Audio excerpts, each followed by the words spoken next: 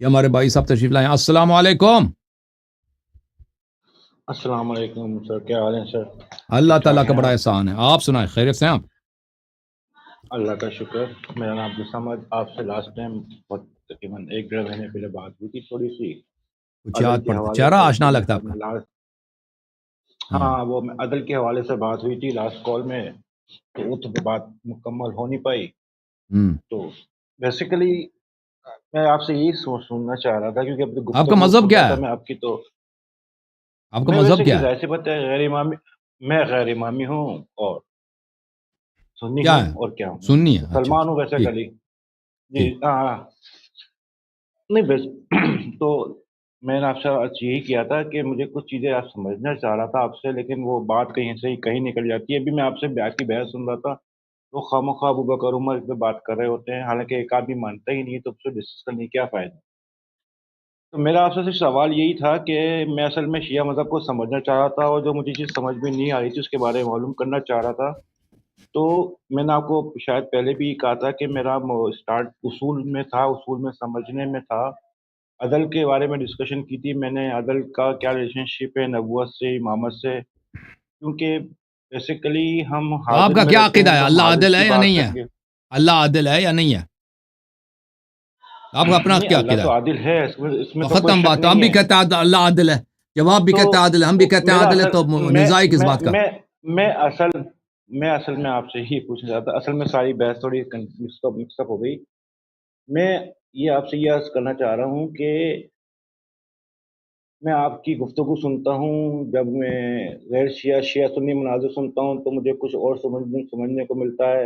جب میں شیعہ کی آپ تقلید اور کیمرہ سے ذرا مقلد دور اور غیر بیٹھے ہیں نا بھائی. متعصب ہوتی ہے. بھائی صاحب کیمرہ سے ذرا دور بیٹھے تاکہ ہاں سب میں کو صحیح جی نظر آئے ہاں. نا. ہاں اس طرح اب لیکن جب بات میں بات آپ کریں. کی آپ کی جو آپ کی جو تقریر سنتا ہوں، بحث جو چلتی ہے اپنی ہوں. اصولی اور اخباری کی یا تقلید کے حوالے سے، تو اس میں آپ کا یہ کہنا ہوتا ہے کہ جو ابھی ولایت فقیہ کا جو نظام قائم ہے اس کو آپ آج کا اس کو آپ سقیفہ چھوڑیں کہتے بھائی، ہیں. ولایت فقیہ کو چھوڑیں. ابھی آپ شیعہ ہے ہی نہیں. نہیں اور بھائی شیعہ ہاں مذہب میں دیکھیں، شیعہ مذہب میں کون سی چیز صحیح ہے کون سی چیز چلے صحیح میں آپ سے نہیں ہے، ایک وہ سمپل بات سی کی بات باری ہے. وہ اسٹارٹ ہی بات کی کرتا باری ہے بھائی، ہوں. ٹھیک ہے نا. میں آپ سے مثلا ایک شخص میں دیکھیں، آپ سے اجازت دیں. ایک شخص ہے وہ جی یہودی ہے، وہ مسلمان ہے ہی نہیں ہے. وہ آ کے یہ کہہ دے کہ بھائی مسلمانوں کے ہاں اذان میں جو ہے یہ الصلاۃ خیر من النوم صحیح ہے یا نہیں ہے. او بھائی اور تو پہلے تو اسٹیبلش کر کے تو اسلام صحیح ہے غلط ہے. وہ جب پہلے وہ ایک جی دفعہ اگر اسلام غلط ہے تو یہ بات کہ بھئی نماز میں اذان میں خیر من النوم صحیح ہے غلط ہے، اس کی باری نہیں آتی، اس کا کام ہی نہیں بھئی. جب پورا دین ہی باطل ہے. اگر ایک دفعہ ثابت ہو گیا کہ اسلام حق ہے تو پھر یہودیت چھوڑ دو، مسلمان بنو. مسلمان بننے کے بعد اس کی باری ہے کہ ہم دیکھیں کہ اذان میں خیر من النوم ہے یا نہیں ہے. تو آپ ابھی شیعہ ہیں ہی نہیں ہے، تو آپ تو جی پہلے جی تو یہ تو اسٹیبلش کرو نا کہ جو شیعہ کا اساس ہے امامت ہے. ان باتوں پر آپ پڑ گئے ولایت فقیہ ہاں. تقلید کے پیچھے. نہیں میں نہیں وہ تو میں ایسے ہی اس میں کہہ دیا میں نے اس کو، اس سے ریلیشن کر دی. میں نے صرف سوال میرا یہ تھا کہ میں آپ سے یہ کہنا چاہ رہا تھا کہ اگر میں شیعہ سنی سے شیعہ ہوتا ہوں تو مجھے جو اصول دین اپنانے پڑیں گے، اس کے اندر توحید ہے، عدل ہے، نبوت ہے، امامت ہے اور قیامت ہے. اور عدل کا جو امامت ہے وہ بعد نبوت جو ہے وہ اللہ کی طرف سے ایک من اللہ ہے. اور تو روز حاضر میں نے آپ سے سوال کیا تھا عقیدہ غیبت امامت کیسے جسٹیفائی ہوتی ہے. آپ نے کہا تھا پہلے امامت کو سمجھ لو پھر غیبت امامت کو سمجھنا.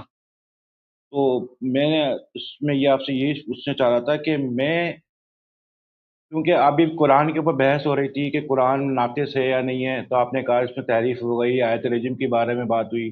اگر میں شیعہ کتب کے حوالے سے پڑھتا ہوں تو وسلم جو ہے وہ قرآن اور کوئی سوال ہے میرے لیے امام جو ہے بھائی؟ وہ ایک میرے ایسے لیے ہی کوئی ہیں. سوال ہے بھائی صاحب؟ سوال صرف یہ سوال میرے لیے یہ ہے کہ قرآن اور امام ایک سامت قرآن ہے، ایک ناطق قرآن ہے.